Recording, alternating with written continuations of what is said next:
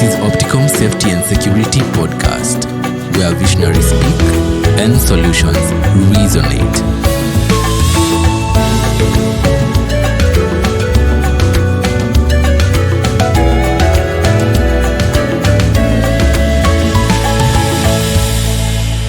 Hello, welcome back to another episode of Opticom Security Podcast, where we delve deep into technology and innovation. Today, we are tackling a topic revolutionizing how we monitor and manage operations in real time, control room efficiency through seamless integration of artificial intelligence, mobile technology, and data. This episode is dedicated to those who work tirelessly in control rooms, ensuring the smooth function of critical systems. We explore how the traditional control room experience is undergoing a significant transformation and how we can harness the power of real-time remote monitoring to achieve peak efficiency and precision. Joining us today is a pioneer in this field, Tim Chege, the founder and group CEO of Opticom Kenya Limited. Tim, karibu sana. Thanks very much, Alex. And what an introduction. And that's quite good. Yeah, thank you very much. You are a pioneer. You should feel good about it. Yeah, I think we're not much reinventing some wheels here, but I think pioneering is a lot of it's a big frame, but we'll take it. I'll take it, and a lot of team, a lot of people come into play, and all of that. But it's quite a topic worth really speaking about, and I'm really glad to be here and joining these sessions again. Once again. So basically, we understand we always start with the fun part, then we can jump into the discussion first. Let's go. So today, what's good about you, Tim? Oh, wow.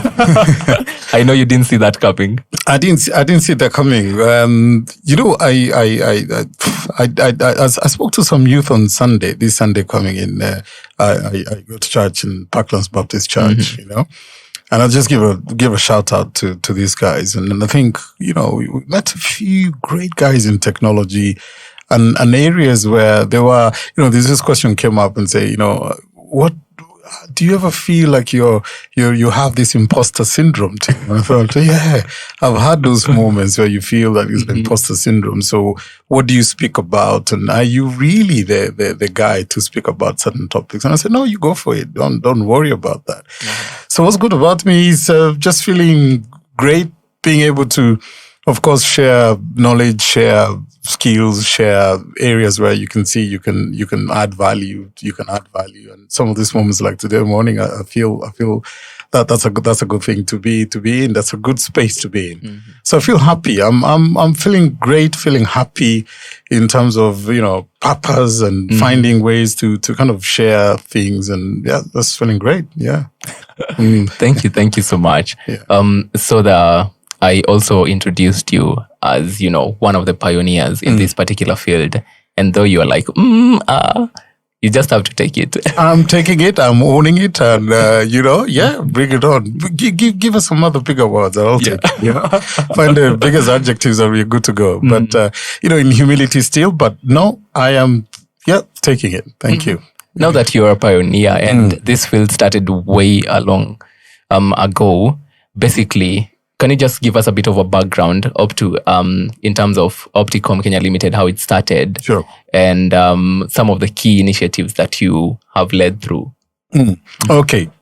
Yes. So I started 25 years ago, 1998, back in England, UK. So we started off in terms of pure security guarding and dog handling and so on and so forth. So security in that time and years before that, of course, the core thing was how does a human ability be able to come in and do what is considered security and looking after people's properties and lives and the 4 Ps, as we call it. Fast forward is having to do now introducing surveillance cameras, access control, and different bits of security, physical security, fence, and things like that. Again, leading into protection. And now, in about the year 2013 is where we looked at, I set up Opticom, and the com in it is just communications. And I thought, okay, well, how can all these products and technology and all these things communicate? And so we had this thing, we said, if we cannot speak to an iPhone or cannot speak to an Android phone, well, we don't really want to work with it. So we wanted to work into a disruptive phase where they've got to communicate in real time. And we set up our first control room. And this control room, I always joke that we set it in you set a control room in the back of a bedroom, right? I thought, if Larry Page and these people can start Google in a garage and start this, I've got to own it. I've got to say, but of course, offices were, in houses, and we set one up. And as we set one up, I think the core thing then was, how do we look at the small things that need to happen, which is internet and power. Those things were available, so we were able to start that, and of course move some of operations from the UK and bring them into Kenya. So the core things were, we got good, intelligent guys, very highly great with technology, and of course criminology. They understand criminology, they understand behavior. And so we set it up in 2013. And so that was very successful. And then we built up another command center, or an alarm receiving center, which we built in about 2016, 2017. So where we still are as we speak. Now it's broadened up, and we've built it according to all the standards and everything else that is required. And when we did it, a lot of people said, well, these things don't happen in Kenya. People in Kenya don't do that. So what we had to do is educate and let people learn that it is possible to have technology. It's not legacy. There's nothing really to compare with, but we can have to use an alarm receiving center, a command center, depending on what you want to call it, and it can change people's lives, and it can work in ways that I'm sure we'll talk about later. Yeah. Oh yeah.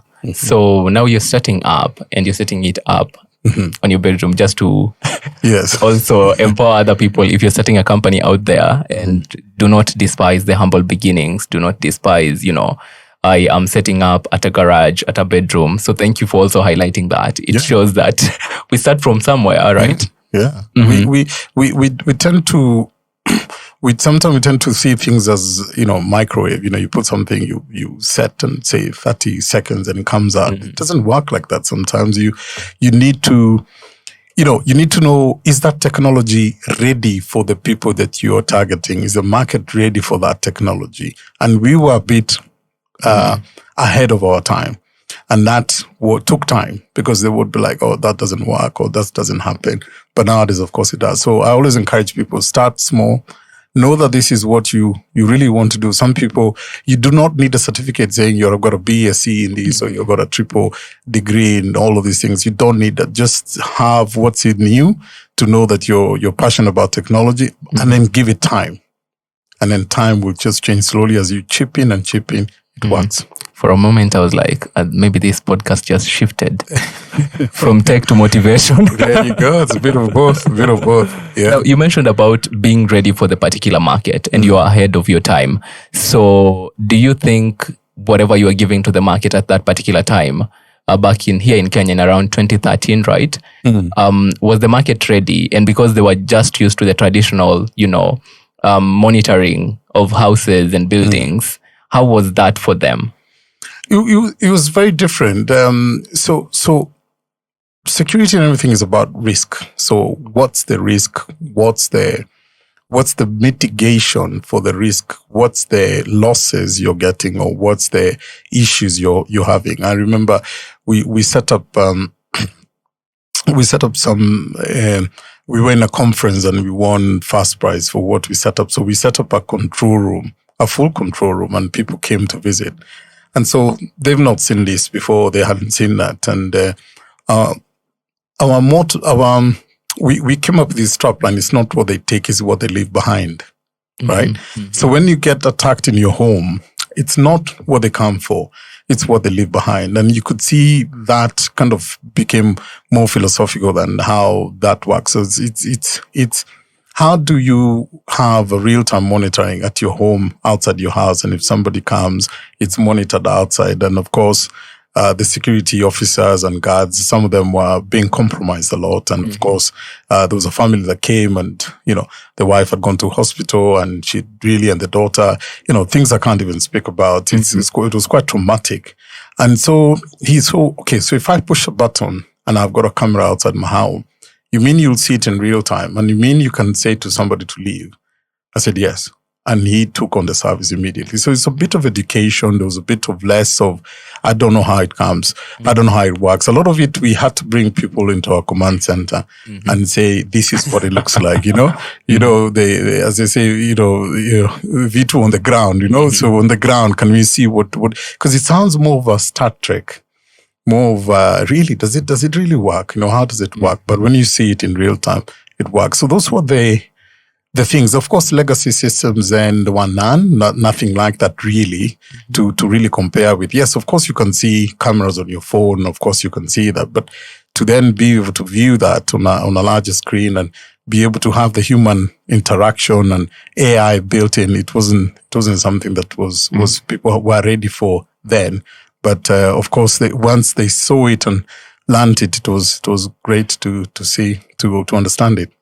Yeah, we have had this conversation over and over again about how does your services empower and protect the lives and property of, Kenyans.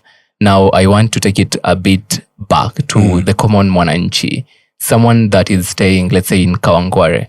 How can they be able to use your particular services to ensure that they protect and, they also secure their lives and property?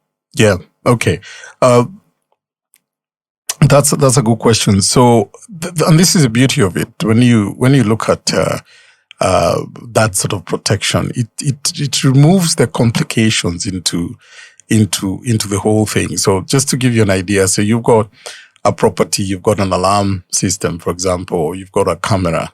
We are not in the business of selling you the camera and coming in and install. So you've installed it, and you've got a way that you can have your internet connected at the back of that camera, which you can help you to do. We can show you how it's done. You may have an installer, and all we need is to pull that camera back into a control room, and then we can, we have the times we're monitoring, and that's it. That's how it works. So we've got issues at the time. I remember when we started, and that there was a lot of kidnapping issues, and there was that kind of crime was there at the time.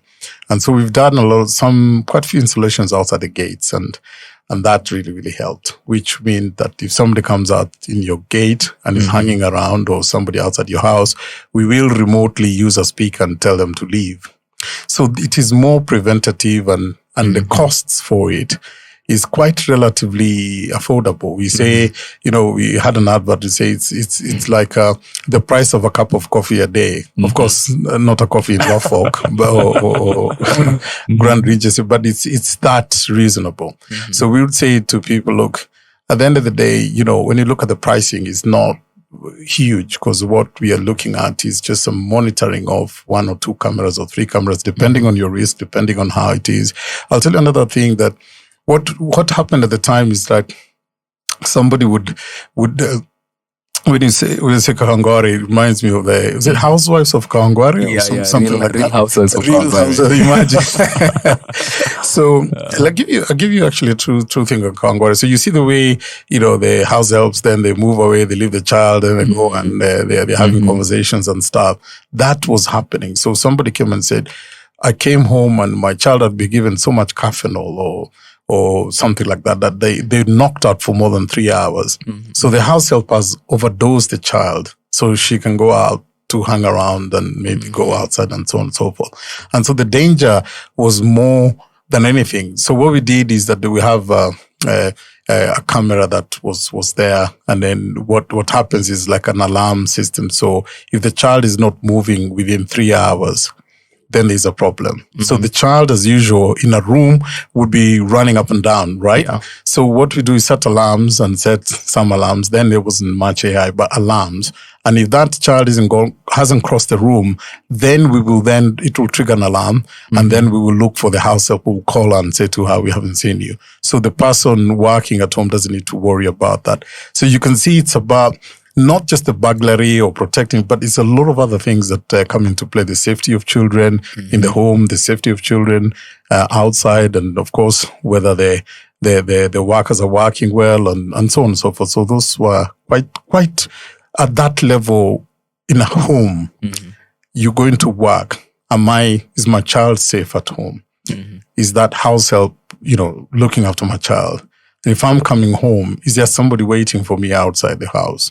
And what do I need to do? And you look at that, all we need is a camera and an alarm system, and then we monitor. So it's not that expensive or nothing like that. But it works. Yeah. So also the integration of using artificial intelligence and phone right now, is it possible for someone to track, like using, when you talk about me checking everything that is happening at home, it is like on big screens and all that. Can it also be connected to a mobile phone so I can check in real time any place I am? I can just check and be like, oh, everything is fine. Yes. So most manufacturers that we work with, you find that the camera setting or an access control, or let's say even a fence, an electrical fence, would have an input-output, and it can't talk to your phone. They'll have apps that will talk to your phone, and all they do is tell you. And you can go in and check, and you can log in real time, and you can see cameras done. I mean, you can see everything that's going in your home or workplace, small business, and community. So that you can do 100%. You can do that. So what the extra edge in a control room, a real-time monitoring space, means that, when you go to sleep at, let's say, 8 p.m. or 9 p.m., we will then monitor 24/7. And we will then make sure that it becomes more preventative. So we can still monitor where it can be more incidental. So once the incident happens, maybe it can send you a signal. And then maybe you can now go back and rewind, but then the incident has occurred. For what we do using AI, using alarming, it means that, say you've got a perimeter outside your house, outside your business, we can track that, and we can see that person should not be there. And then once that person sets off an alarm, we use the speakers and we can tell them to leave. And we can then call the police, call the security, let you know. And so there is a difference. Yes, you can still get visibility on your phone, but what is called monitoring, but what we are is kind of real monitoring, which is preventative, and then SOPs, or standard operating procedures. We've seen somebody should not be outside your house, call the police, call the person. That's how it works, yeah. Yeah, I like how you speak with a lot of passion and, commitment towards this particular cause. And I understand that you've done, you have saved a lot of property, a lot of lives. So what is that one particular success story that stood out for you up to now? Oh, great. So we have our customers, about 85%, we are still in Kenya, are in the UK.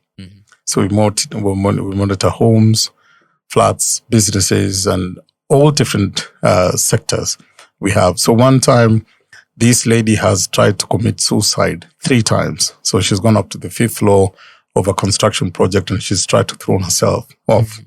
And so our control room operatives in Kenya have talked to her back in England, somewhere in Kent, and have told her not to commit suicide. So they've held her off for some few minutes, and then the police stand up. So we've saved her life 3 times. Now, that's very interesting, because it becomes almost a philosophy, doesn't it? Because you now start to look at your saving lives. It's not about catching thieves. So that particularly, there's so many incidences in Kenya. We have homes and flats where people are moving out at 11 o'clock at night. We've managed to stop them and tell the guard to stop them. We contact that. We see it in real time, so we save some of that stuff. We've seen a lot of incidences in recently about people working in a big commercial where they store fuel and things like that. But we'll be able to stop some very serious safety issues going on. So there's plenty of stories, but that particular one of saving somebody's life really, really sticks out. We've had even areas where we've stopped flooding. So the guys have seen water and seen flooding coming through property, and that's not their job. The scope is to, if somebody's entering the property, call the police. But we've seen flooding, and then we'd be able to stop. We call it beyond surveillance. So it's not set for one thing, but it can expand to so many things. Yeah. That left me with, this is really nice. I need to try this. So if you're listening to this podcast, please check out Opticom, their social media pages, LinkedIn, YouTube, Instagram, and you'll be able to learn a lot more. Be in contact, ensure that it's going beyond just surveillance, your property, lives, and all that. So you've mentioned about real time. Just speaking to that person real time, do we have any problems right now with connecting to, let's say, places remotely? No, I think that when the first times you came, I remember, 256, 512 uploads was to pay about 70,000 shillings, and then it will go for 3 minutes. So now, no. We do have fast broadband and fast internet. Most places, I think there's quite good reach. We work with Kara, and we've done some work. So with the properties and how you got an MOU to be one of their technology partners in security. But we've done webinars with Safaricom, and others. So where we say, look, we'll follow you where you go. So where they are installing, where they've got areas where they've got coverage, and not just Safaricom, Airtel, and other providers, we are able to connect to those. And it's amazing. We are connecting into very remote areas, and the connections is pretty good. Yeah, and that's really nice. I just left the question open, and you've talked about the problem and also the solution. So that's it's like you're reading my mind. You're like, right. He will ask this next. Great conversation. So just looking into the future, what is the potential development and innovation in terms of real time remote monitoring? Oh, great. So I spoke some time back, and in about the fourth, industrial revolutions and how everything is going. So our thing is really being deep in what's the new crime trends, what's the issues around safety, what are the issues that people are seeing and coming across, and how do we then find the right manufacturer and find the right person to work with, and how do we then be that expert in terms of looking at the problems, and how do we then develop the right AI and how we work with it. I was talking yesterday with a Bulgarian professor who's in the UK, it's the University of UCL. So we are working on developing AI. And so this AI, it will give us the ability to kind of find the right areas of the problem. So they use us as a guinea pig and work into that. And these are really highly intelligent people into that. But one thing I speak about what we are doing, and I try to use this analogy. I call it urbanization, from the word Uber. Yeah. And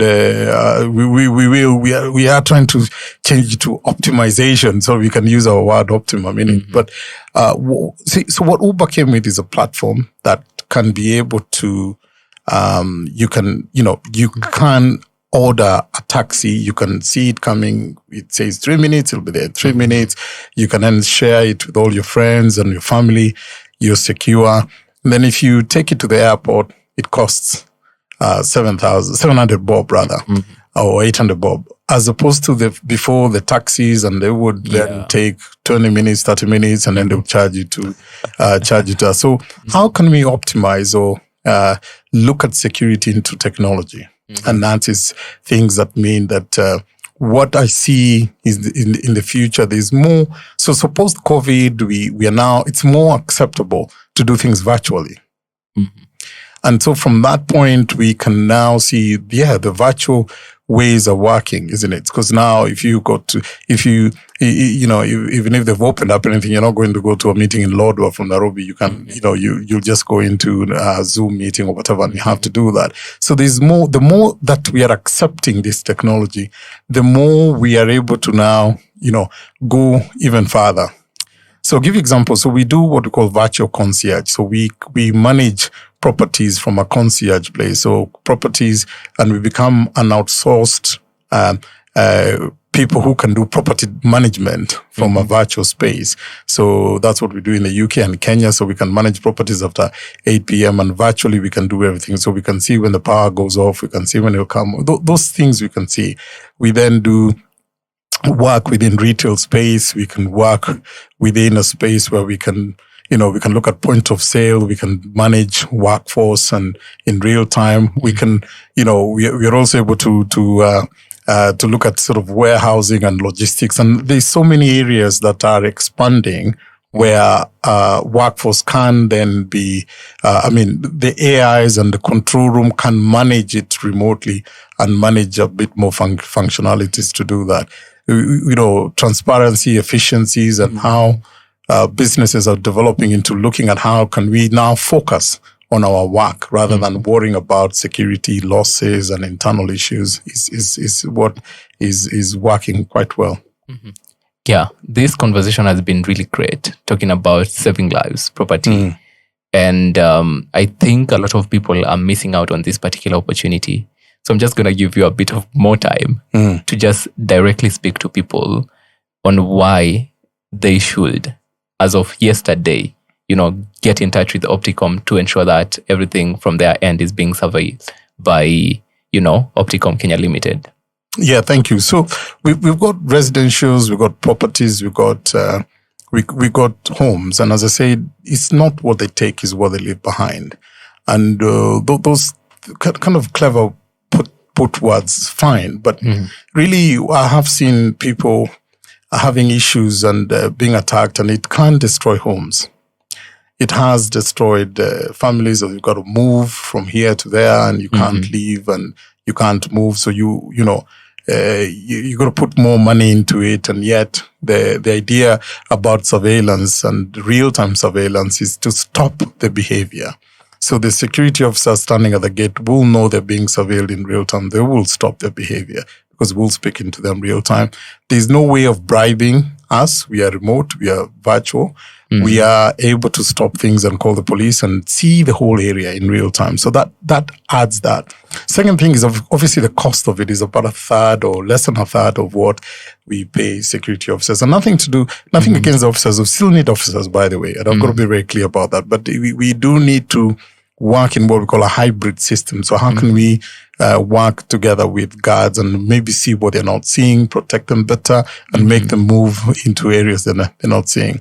The commercial areas, so this residential homes and small businesses, we've been able to help a lot of small businesses. Again, small businesses are somewhere whereby, staff are stealing and they cannot see these things. And so somebody has to go to his shop from 7 a.m. till 7 p.m. They no longer need to do that. We do have a system where you come to your shop, you call us, we look at and we say we book you on, and then we can see what you're doing. We can see the deliveries. We can also see the till, and that helps that, and we can stop things before they happen. It changes the behavior.